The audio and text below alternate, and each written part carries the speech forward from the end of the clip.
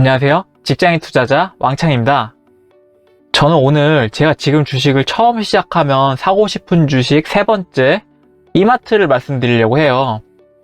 저는 이마트를 제가 가진 종목 중에 제일 많이 들고 있거든요. 3,840만원어치를 들고 있네요. 저는 이 종목이 앞으로 몇 년 안에 2배에서 4배 정도 주가 상승이 가능하지 않을까? 이런 뇌피셜을 가지고 있는데요. 왜 그런 뇌피셜을 제가 가지고 있는지 지금부터 말씀드려 보도록 하겠습니다. 저는 예전에는 이마트에 관심이 전혀 없었어요.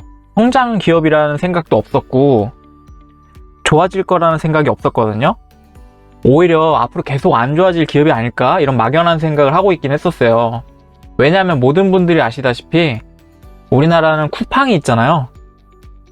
쿠팡이 우리나라에서 굉장한 파장을 일으키고 있기 때문에 기존 대형마트들이 굉장히 힘들어지고 있었기 때문이죠. 지금 우리는 온라인 배송을 굉장히 많이 사용하고 있잖아요. 그래서 전통적인 마트들은 계속 힘들어질 거라고 생각을 했습니다. 또 슈카님 방송을 보면 쿠팡에 대해서 말씀을 굉장히 재밌게 하셨는데요. 쿠팡이 이 구역에 미친놈은 나다 라는 전략으로 매년 조 단위의 적자를 보면서 시장 점유율을 엄청나게 늘려갔었죠. 그래서 이마트뿐 아니라 롯데마트와 홈플러스들도 전부 모두 힘들어졌습니다. 이마트는 창립 이래 첫 번째 적자를 내기도 했었고요. 그래서 저는 이마트 같은 기업을 전혀 좋게 보지 않았었고 관심이 없었습니다. 그런데 이마트에 관심이 생긴 거는 주변에서 이마트가 좋다는 이야기를 많이 하더라고요. 가치 투자자분들께서 이마트가 싸고 좋다는 이야기를 많이 하셨었기 때문에 이마트에 관심이 조금씩 생겼습니다. 주식이 엄청 싸다면 거기서 살짝 좋은 일만 있어도 턴어라운드가 가능해서 주가가 많이 오를 수도 있기 때문이죠. 그래서 이마트를 알아봤는데 제가 생각한 것보다 훨씬 좋은 기업이라는 생각이 들었어요. 저는 이마트가 미국의 월마트랑 포지션이 비슷하다고 생각했습니다.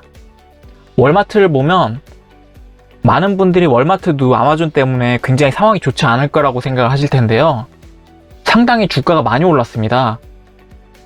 아마존 때문에 다른 소매 기업들은 대부분 많이 힘들어졌는데 월마트는 아주 잘 성장하고 있죠. 그 이유를 보니까 아마존이 온라인 배송을 시작으로 계속 시장 점유율이 높아지는데 계속 성장을 하다 보니 반대로 오프라인을 더 강화를 해야 되는 이유가 생긴 겁니다. 사람들이 많이 사는 도심 지역에 오프라인 매장과 물류센터를 더 지어야 됐던 거죠. 그래서 비용이 많이 나가는 구조가 됐었는데 월마트는 이런 오프라인 매장들과 물류센터들을 이미 다 가지고 있었던 거예요. 그래서 온라인만 잘하면 기존에 가지고 있던 것들이 다 시너지 효과를 일으키는 포지션이었던 겁니다. 온라인 업체는 굉장히 가볍다. 오프라인에 무거운 짐들이 없기 때문에 가볍다라는 인식이 있어서 그 많은 점포들과 부동산들이 전부 부채로 보이는 착시를 하고 있었던 거예요. 하지만 온라인만 잘하게 되면 그 모든 것들이 다 시너지 효과를 얻게 되는 거죠. 이 이마트도 마찬가지였습니다. 도심 주요 지역에 수많은 매장과 부동산 그리고 물류센터가 온라인만 잘하게 되면 모두 시너지 효과를 가지는 상황인 거죠. 그리고 이마트가 온라인 배송을 굉장히 잘하고 있습니다. 쿠팡의 공격으로 이마트는 굉장히 힘들어지고 있었어요.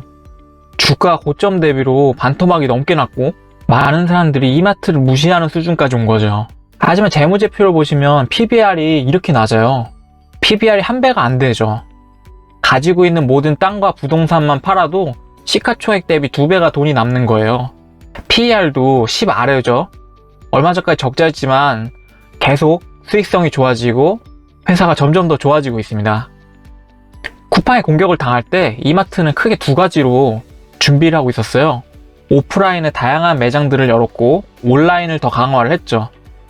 그 중에서 오프라인 매장들은 상황이 좋지가 않았는데 우리가 구경은 많이 갔지만 물건은 사지 않았던 삐에로 쇼핑이라든지 우리가 잘 모르는 드럭스토어, 가구 매장, 그 남성복 매장들은 상황이 좋지 않기 때문에 그 매장들은 비용이 많이 나가게 됐고 지금 철수를 하고 있어서 비용이 줄어들고 있습니다.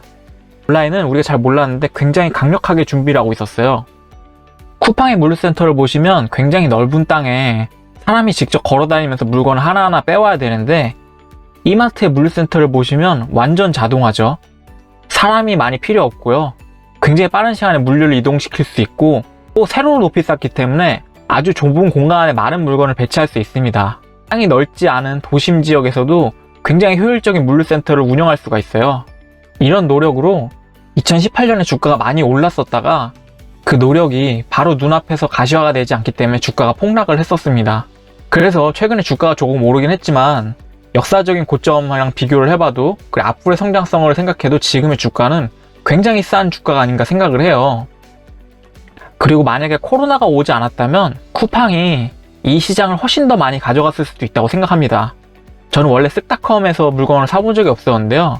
코로나 상황 때 밖에 나갈 수가 없고 생필품들을 쿠팡에서 사려고 했는데 다 매진인 거예요. 그래서 다른 데서 살 데가 없나 해서 쓱닷컴을 검색을 해보니까 여기서 물건을 살 수가 있더라고요. 근데 저와 같은 분들이 되게 많으셨을 거예요. 쓱닷컴으로 물건을 살 생각이 없었는데 코로나 덕분에 쓱닷컴을 써보고 좋다는 걸 알게 된 거죠.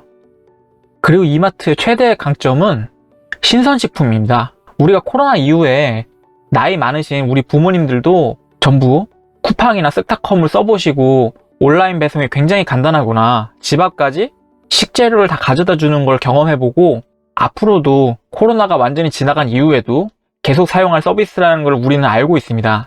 쿠팡 같은 경우는 신선식품 저장고가 그렇게 넓지가 않기 때문에 금방 팔아야 될 물건을 바로 사오는 전략을 취하고 있습니다.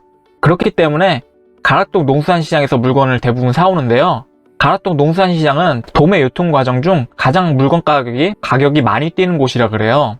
하지만 쿠팡은 가락동 농수산시장에서 신선식품을 사오고 있고 이마트는 아주 오래전부터 산지 직송으로 농부가 농사를 지으면 바로 이마트의 물류 저장고로 들어가게 됩니다. 특히 이마트는 CA 저장고라고 해서 탄소와 이산화탄소 농도를 조절해서 신선식품이 6개월까지 시들지 않는 그런 저장고를 이미 가지고 있습니다.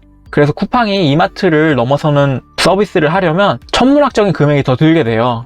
우리가 매일 먹는 신선식품이 이마트가 더 신선하다는 걸 알고 이마트에서 자주 시키다 보면 공산품들 역시 이마트에서 같이 주문하는 일들이 늘어날 겁니다. 이마트는 계속 실적이 매분기 좋아지고 있고 온라인 배송 성장률은 놀라울 정도고 오프라인에서도 트레이더스가 굉장한 성장세를 보이고 있습니다. 다시 한번 주가를 보시면 고점 대비 반토막이에요. 이마트가 죽어가는 기업이 아니라 제대로 된 기업이라는 인식이 생기면 다시 원래의 고점을 회복하겠죠. 하지만 원래의 고점을 회복하는 수준을 넘어서 성장 기업이라는 인식이 생기면 굉장한 성장세가 나올 수도 있다고 생각합니다. 현재 PBR이 0.44배인데 성장 기업들의 PBR이 1이 넘잖아요. 오르는 추세를 타서 PBR이 2 근처에 가까워진다면 주가 상승 4배까지도 가능할 수 있다는 계산이 나옵니다. 물론 저의 뇌피셜이지만요. 배당은 1.34%를 주고요. 시가총액을 보시면 4조 1,800억이에요. 요즘 우리가 아는 기업들이 엔간하면 10조, 100조 되는데 전 국민이 다 아는 이마트가 시가총액 4조밖에 안 된다는 게 말이 안 되는 것 같아요. 앞으로 이마트가 쿠팡에 비해서 더 어떤 강점이 있을까요? 이마트는 물류센터가 우리가 사는 곳 근처에 있습니다. 앞으로 모든 이마트의 점포도 물류를 함께 담당한다고 하는데요. 그렇게 되면 우리가 물건을 온라인 배송을 주문을 하면 3시간에서 6시간 사이에 물건을 받아볼 수 있는 일도 가능하지 않을까, 그렇게 예상을 해봅니다. 한번 정리를 해볼게요. 이마트가 좋은 점, 우선 싸다. 고점 대비 주가보다도 싸고 자산가치 대비는 절반도 안 돼요. 회사를 청산해가지고 땅이랑 건물만 팔아도 회사를 통째로 산 거에 2배 이상의 돈이 남거든요. 버는 돈 대비로도 PER이 7 정도밖에 안 나와요. 온라인 산업은 계속 성장하고 있고 오프라인에서도 트레이더스가 계속 성장을 하고 있어요. 여기다가 힘들어진 롯데마트와 홈플러스는 점포를 줄이고 있는데 오프라인 점유율이 이마트가 유리하게 바뀌고 있어요. 신선식품은 이마트가 강자여서 산지 직송으로 물건을 가져오기 때문에 원가도 싸고 식재료가 더 신선합니다. 쿠팡이 우리 소비자들을 굉장히 편하게 해줬어요. 저만 해도 쿠팡의 열렬한 소비자인데요. 소비자 입장에서는 쿠팡이 너무 좋지만 대주는 쿠팡이 부리고 결국 돈은 이마트가 버는 구조가 되지 않을까, 그런 뇌피셜을 돌려봅니다. 그럼 저는 제가 가진 포트폴리오 중 이마트를 제일 많이 가지고 있는데 계속 기동 메타에 들어가 보도록 하겠습니다. 오늘도 들어주셔서 감사합니다. 직장인 투자자 왕창이었습니다.